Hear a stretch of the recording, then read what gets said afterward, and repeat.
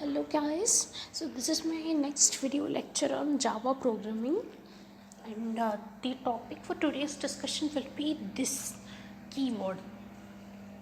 Okay, and actually I need to explain you a few things using programs. So I will be dividing this particular lecture regarding this keyword into 3 to 4 small videos.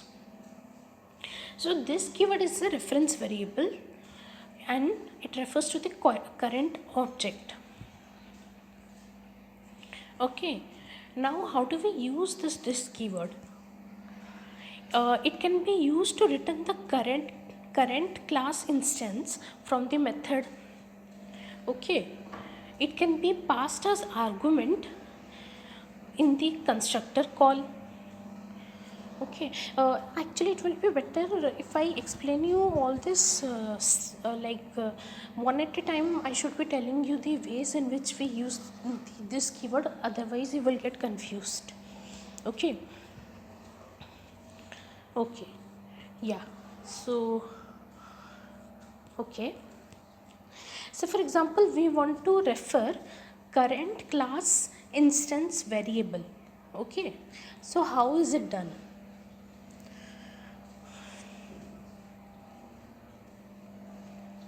Okay, so I can explain you easily this particular thing with the help of a program. Okay, say we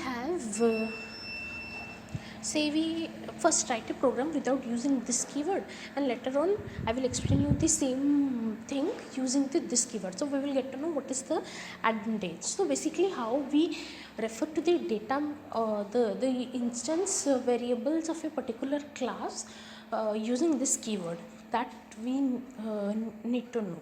And what will be the issue if we don't use it? Let's take the same example, that is student class.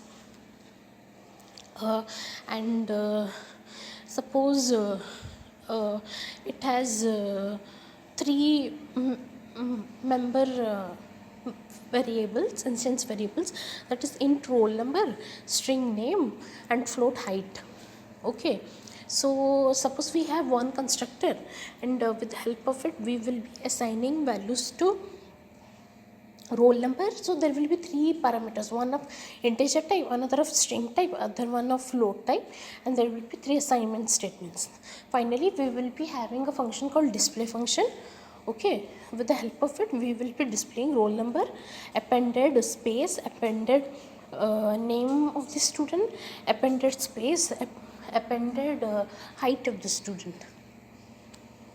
Now within the void main, what we do, we create two new objects of student class. Okay, and yeah, so we create two new objects of student class, one is Ram and another one is Shyam, and we assign some values to the instance variables of each of the objects, right, when we use the new keyword, and we invoke the display function. Okay, so what happened here? See,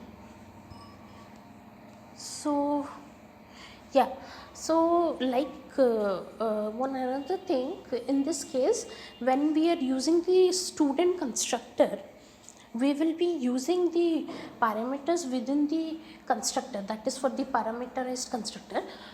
The first one will be of integer type, second one will be of string type, third one will be of float type. So in previous examples what we were doing is that in within the constructor, for the parameters, we were generally passing the parameters as int space r, comma, string space name, sorry, string space n, comma, float space h. Okay, but in this case what we are doing is we are deliberately passing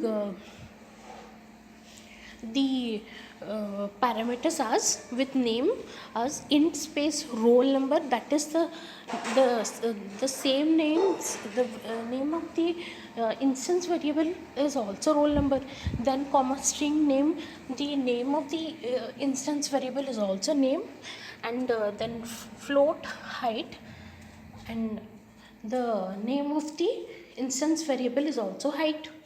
So this is a place where the ambiguity arises when we are using assignment statements.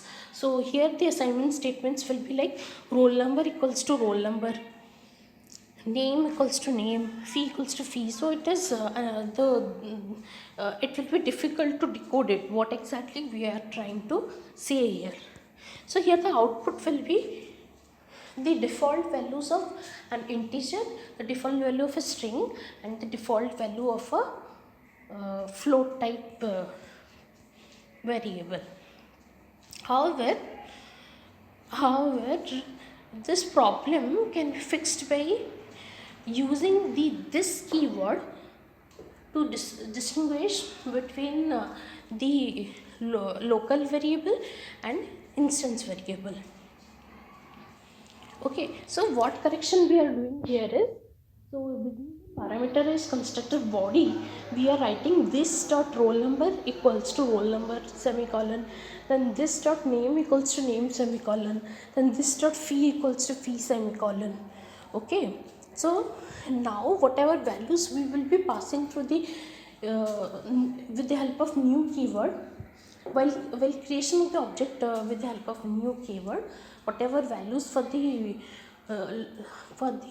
instance variables we will be passing through, it will get assigned to the instance variables easily. Okay. Okay, so if local variables and instance variables are different, there is no need to use this keyword. Okay, so the video has been of 7 minutes. That's why I need to stop here right away.